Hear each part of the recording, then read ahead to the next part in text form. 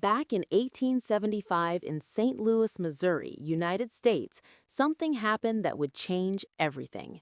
It began with a tax, the government's chief lifeline in the fragile post-Civil War republic.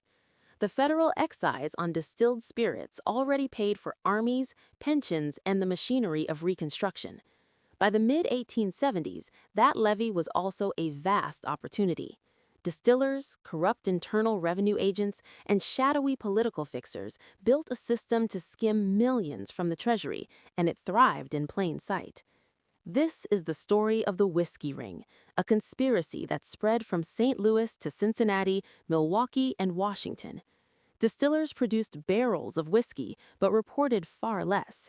Complicit revenue agents stamped phony papers, kept secret books, and turned their faces when men in the ring moved untaxed liquor to market. Bribes lubricated the machinery. Local politicians, clerks, and middlemen were paid to look the other way.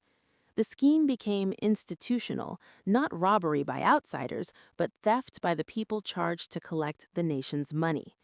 The ring wound into the very corridors of power.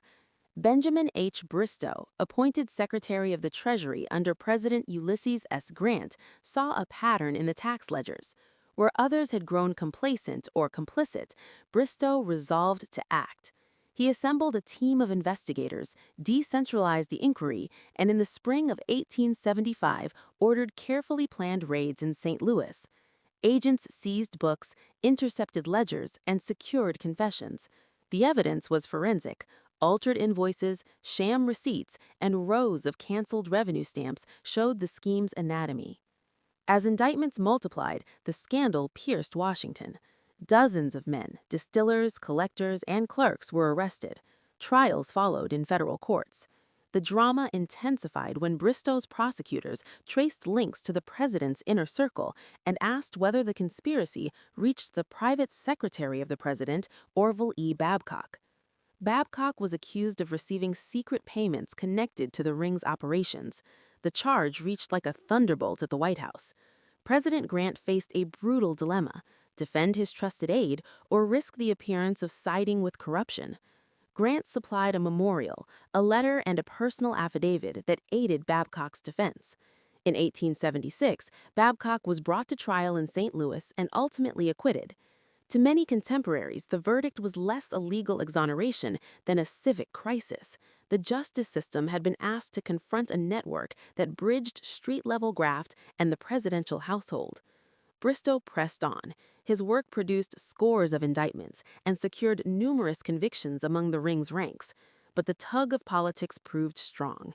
The scandal split the administration, and Bristow, frustrated by political interference and by the limits of prosecutions that could not, in every case, reach the high contacts he suspected, resigned in 1876. The public learned that a vast theft had occurred and that men close to the seat of power could be implicated, even if the highest targets escaped conviction. The whiskey ring left a lasting legacy. It exposed how public revenue could be hollowed by organized crime with bureaucratic cover.